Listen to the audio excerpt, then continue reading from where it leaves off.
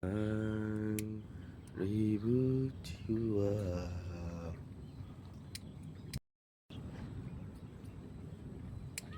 Tenang ribu jiwa. Wow. Tak tadi dah gerak dah. Assalamualaikum, hari ni kita dekat Kelong kat Pendam. Tak tahu lah hari ni dapat ikan ke tak. Tapi air cantik ni. Wah, sedapnya view dia. Banyak yang kepala. Oh, tengok tu. Oh, cantiknya view.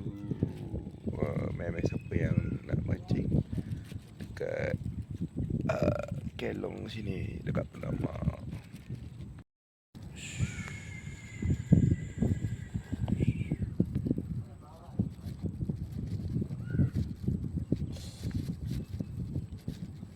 Apa kat tangkap hari ni? Yang sedang memancung ikan, memancung udang. Wow, dengan pelampungnya. Betul tu? Betul ke pasang tu?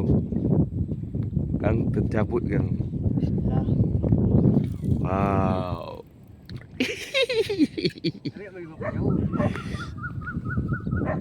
Ini confirm tak ada sangkut dia. Kalau sangkut tu tak tahu. Weh, pelangi lah. Pelangi.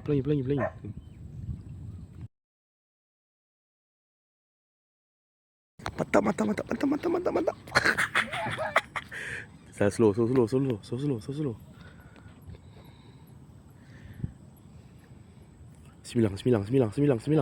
Ada. 9. Amin. Mana pergi? Dia macam media, tolong tarik je. Slow. Buatnya ular. Wah. Tepi. Sana. Buka kegembiraan. Wah, mantap ah.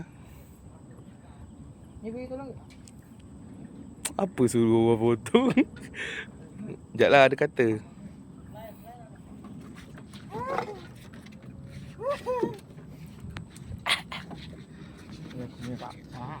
Mantap. Besar juga Ni ikan apa ni? Mayung. Jangan pegang. Sekejap. Padang. Sekejap. Mau ambil gambar. Sini sikit.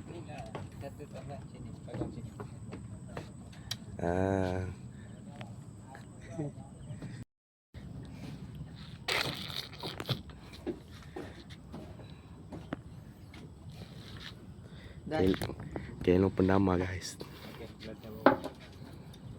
Ni tak dalam balik. Mana dah? Berapa ringgit ni? RM3. 3. Maggi RM3. Mantap brother.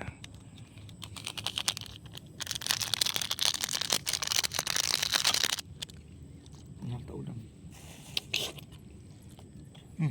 Mana boleh macam ni? Kau ada banyak tak?